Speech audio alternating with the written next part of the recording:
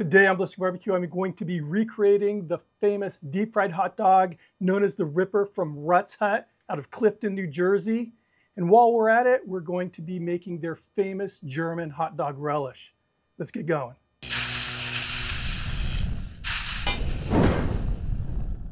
Rutt's Hut first opened in Clifton, New Jersey back in 1928 by a gentleman named Royal Rutt. He preferred to go by the name of Abe Rutt, and his wife Anne Rutt back in 1928.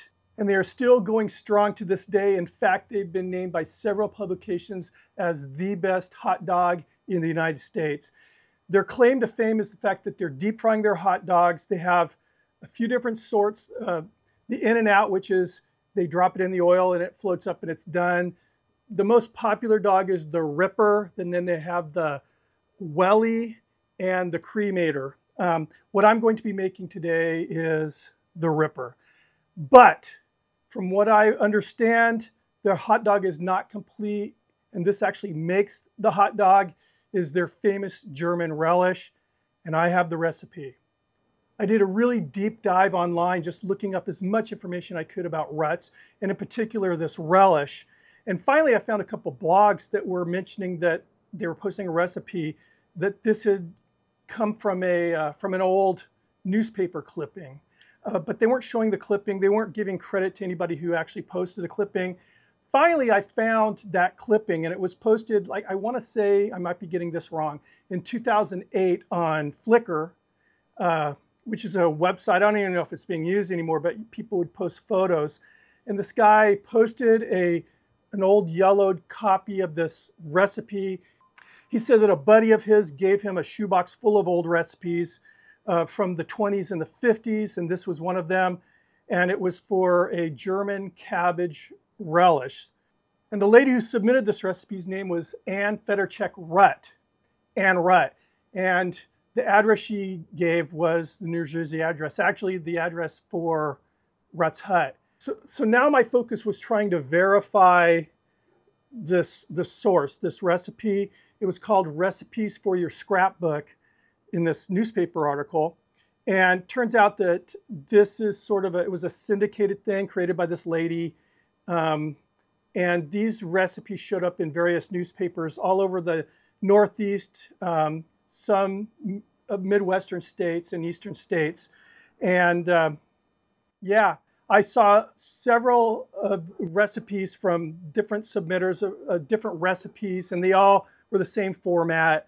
And again, this looks very much like the yellowed recipe clippings that, in particular, a blogger, I think the blog is called Recipe Curios or Curio Recipes, and she has a whole collection of these recipes for your scrapbook clippings.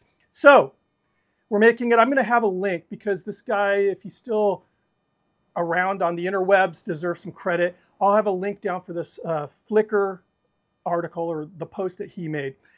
We're going to start off with this recipe. And I made this recipe. You need to make it at least 24 hours in advance. I made this a couple nights ago. But for visual learners like myself, I'm going to recreate because there are some discoveries I made that I think it's important to share with you guys as we make this. So we're going to kick this off with 4 cups of grated cabbage. It needs to be fine, and what I did was hit it on a mandolin. I quartered the cabbage like a medium-sized cabbage, cut it into quarters so that that stalk was maintaining, it stayed intact so it was holding together. And I hit the mandolin with it, and then I laid it out on a cutting board, just chop, chop, chop with a chopping knife, and made these nice fine chops here. So 4 cups. I have here 1 cup of chopped bell pepper. Same thing, mandolin, and then chopped it very fine. And you can see it's very fine. I saw some videos where people were speculating that this relish that they were using was, you know, like a pickle relish with mustard. And you'll see there's no pickles in this recipe at all. 1 cup finely chopped onion, same thing. Mandolin, very fine, and then I went ahead and chopped it on the cutting board. Then 1 cup finely chopped carrots, and what I did was grated it, finely grated this, then chopped it. Now the next ingredient is something I didn't even know existed. I don't do any canning or pickling. So I immediately bought this off of Amazon when I saw this in the recipe because I wanted to make sure I had it here in time for this video. But it's called pickling or canning salt. And it's basically what it is. This is sea salt, and it has no additives at all. So no anti-caking agents, no iodine or anything like that. So I think kosher salt or regular sea salt, as long as it's really fine, would work well. And we're adding this, not only I think it's going to impart some flavors into the vegetables here, but it's also going to help us extract some of the liquids. There's a lot of liquid, especially in the onions and the bell peppers. So a large bowl, you need a lid. I'm telling you that, you need a lid.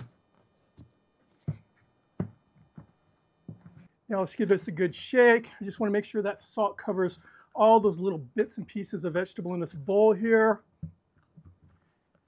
Now we're going to allow this to set for 2 hours. After that 2 hours, I'm going to transfer all this chopped vegetable into a strainer, run it under some cold water in the sink. I want to try to get off all that salt, as much salt as I can. Then we're going to place it on I'm going to use a tea towel. That's what I used last time. A nice clean, I used the new tea towel. Fold it, pat it, then rolled it up and wrung it out over the sink. Just try to get out as much of the excess water as you can. Believe me, even when you're done doing that, you'll see once the cook starts, there's plenty of water in this vegetable. See in a bit. 2 hours has passed, hypothetically, and I have the vegetables now in, it's asking for a large pot. Initially, I went with my definition of a large pot. It was way too big. This is like around a 2 or 3 quart pot, and this was actually the perfect size because I was feeling like, wow, there's not a lot of water going on into this recipe here. But you'll notice as you start cooking, more liquid's coming out of the vegetables, and it's plenty of liquid. So I have here 1 cup of water plus 2 tablespoons of white vinegar. Pour that in. Give this a stir. Get that heat on. Now I'm going to bring this up to a boil, reduce the heat to a simmer, put a lid on it. I'm going to cover this, and we're going to allow this to simmer for 1 hour. 1 hour has passed. Now what we're going to do is add 1/2 teaspoon of whole mustard seed and 1 teaspoon of celery seed. Add that to the mix. This seemed like a lot to me, but believe me, this is a really good recipe. 2 cups of white sugar. Get this stirred up. All right, now this next part I had to modify, and I think it's a good modification. I can guarantee you it's a good modification. These old recipes, sometimes, you know, these people are writing them down, and it's really kind of almost word of mouth recipes, or they just jot things down and trying to put it into an actual like recipe format. I think a few things are inaccurate because they're actually just sort of going by feel rather than measurements. So I have here 3 tablespoons all-purpose flour to a bowl, then 1.5 teaspoons of ground turmeric and 1 teaspoon of ground mustard to that bowl. Now the recipe is saying take 2 tablespoons of the boiling water out of this and add it to this, stir it up into a paste, and then add that to the mix. And what happens is you end up with like mustard turmeric dumplings, and it's not a good thing. So instead, you need to go by feel on this. I have, like, this is a 1/4 cup of water. I'm probably not going to add all of this, and this is warm water. It's not boiling. Just add that. And what I'm looking for more than a paste is a slurry. Yeah, that 2 tablespoons of hot water, of boiling water, it created a big problem. And I had to redo this recipe because of it. So, you know, that's a pretty good paste. It's actually a lot more of a paste than the 2 tablespoons leaves you with. But I'm going to add just a little bit more water just to loosen it up a little bit more. So again, we're just going by feel here. We're not going by precise measurements on this, and this is what I'm looking for. I want it to be really loose. And we're going to add this.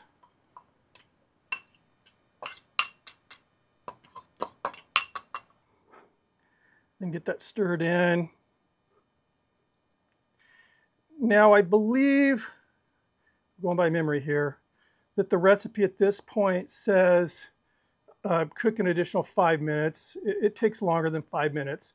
What I did was I just stayed at the stove, keeping it moving, keeping it stirring, and I increased the heat, and I just reduced it. And because right now it's very watery, and I was waiting until it was more of like the bubbles, instead of going pop, pop, pop, you know, like they do with water, they were going like slow, bloop. Once that happened, I poured it into a 1 quart mason jar while it was still very hot, sealed it, and allowed it to set. I'll tell you this, that initially trying it out of the pot, you know, like the residue that was left behind after I poured it into the jar, I thought, this is sweet, like way too sweet. Had my wife try it, she agreed with me. It was good, but it just seemed very sweet for a hot dog relish. Now, after 24 hours, some magic happened, and this turned into an amazing relish. It's not too sweet, a lot of savoriness, and the spices came together, and it's so good. And it's funny, I gave my wife a sampling of it this morning after, again, it's been now 2 days that I made it, and she was shocked, and she thought it was, again, same reaction as me, really good. And I can tell, not just for hot dogs, but hamburgers as well. So this is about 1/4 cup of what I ended up with. So that is, again, after it's, you know, rested in a jar for 2 days. And this stuff is just amazing. And it looks really cool too. No pickles, no relish. There's mustard, but not out of a jar. And again, this stuff is awesome. Now we're ready for the fun part. We're going to cook up some hot dogs. So now we're touching on the most important thing about this video, about this recipe. If you want to have success with making a ripper, and that's the hot dog choice you make, Rutt's Hut, they're having their hot dogs custom made, so to speak, by a sausage company, supposedly just for, you know, frying. Really all you need to make sure that you're buying hot dogs that have a natural casing on them. Most of the hot dogs you're going to see in your grocery store, they're what they call skinless. There's no case on them at all. They're making them in like this kind of a plastic case and then pushing them out of the case before they package them. So there's no casing on it. The hot dogs I like to buy are either Boar's Head or Dietz & Watson. These, and I'm showing you this, they're connected. These are natural cased hot dogs. These are Dietz & Watson. And these are a blend of beef and pork, which is what Rutt's Hut is using, beef and pork. Without a natural case, you're not going to end up with a ripper, because what happens inside of this hot dog is, you know, all the fats are rendering out, the moisture's wanting to escape, and it has to escape through that natural skin, that, you know, natural membrane, and so it pops, it bursts. That will not happen. So like your Oscar Mayer, your Hebrew National, your Ballpark Franks, unfortunately, a lot of the Nathans I've noticed, I used to buy these natural skin Nathans, and I haven't seen them, at least in my store, in quite some time. They're all skinless. They're bragging about it, which is crazy to me, because I think the best hot dogs have the skin on them. But anyway, these again are Dietz & Watson. Just make sure you're looking for natural cased hot dogs, or it's not going to rip on you. Let's cook these. So here's my oil. It's all preheated, and I'm running it pretty hot. This is running at 370 degrees Fahrenheit. Now on my griddle, I have this just mesh laying down here. I don't think Rutt's Hut is really doing anything with the buns. They're definitely not toasting them. I don't see them coming out of a steamer. The videos I've seen of them behind the counter making these dogs, they have them all stacked up on a stainless steel shelf over the cooking area. So it doesn't look like a warming shelf, but what I'm doing here is I have that mesh down, a little bit of water. It's on low just to kind of provide a little humidity for these. So they're just going to sit over there. Again, this is on low and just a little water below there, so it's going to stay humid here.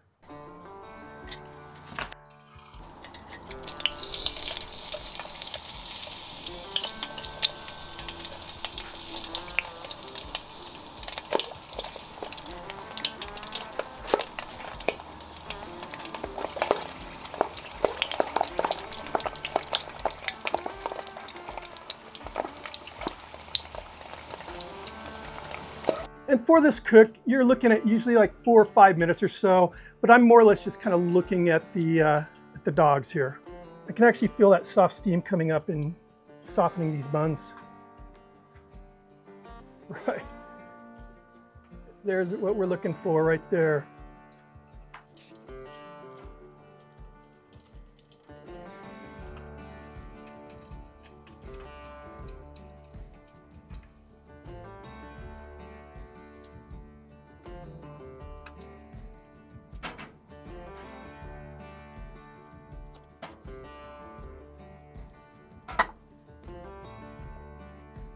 First thing I'm going to add is that relish.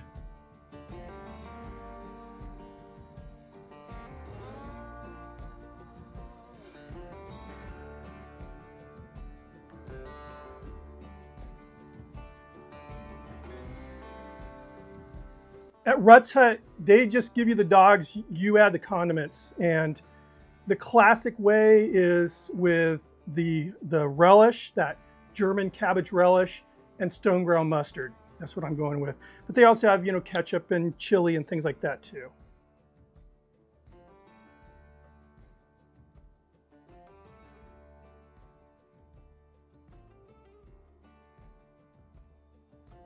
And here we are, Rippers from Rutt's Hut. Let's give this a try.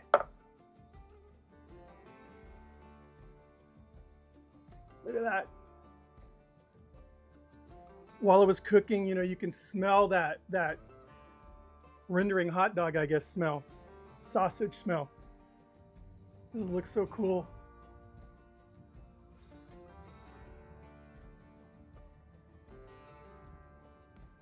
You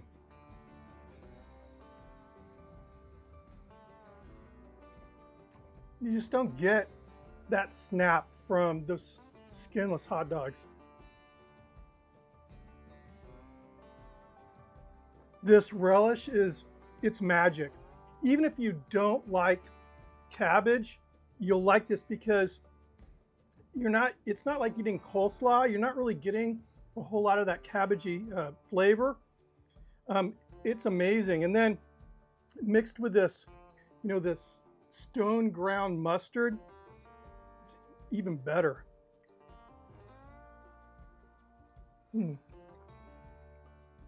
Again, so savory.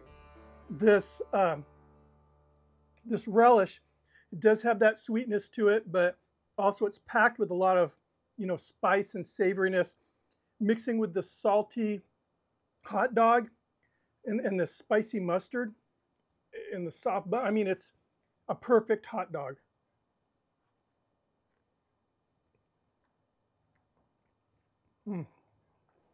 So texturally, the relish is interesting. I mean, it's not, you know, the big chunks like, you know, Blackie's hot dogs, that relish they use that I did the video on. It has, the chunks are a lot larger in that relish than this. This is just little tiny bits and you feel them in your mouth, you know, when you're eating. And everything's just coming together. This is a freaking good hot dog, guys, I'm telling you. Wow. Anyway, this has been a long requested hot dog from numerous people, including myself. So those of you that were encouraging me to make this, thank you so much. Again, I'll have the link to that old Flickr posting. Just again, for no other reason to give that guy credit for bringing this to the surface. And remember too that Anne Anne Rutt. She posted it. She made it public to everyone. So thank you, Anne. Rest in peace. Wow. Anyway, I'm happy. This was I was really looking forward to making this. Anyway, if you're not subscribed, please consider hitting that sub button and ringing the notification bell. Thumb it up if you like it. I hope you did. I'll have the recipe down below. Remember, I did have to make a couple modifications. I'm going to leave it exactly how she wrote it down below, but especially when it comes to making that slurry with the flour and the, mustard powder, turmeric, and everything. Please learn from what I did, because again, the first batch I tried to make, I ended up with dumplings in there, so don't do that. Anyway, I will see you on the next video. Keep those suggestions coming in. Cheers.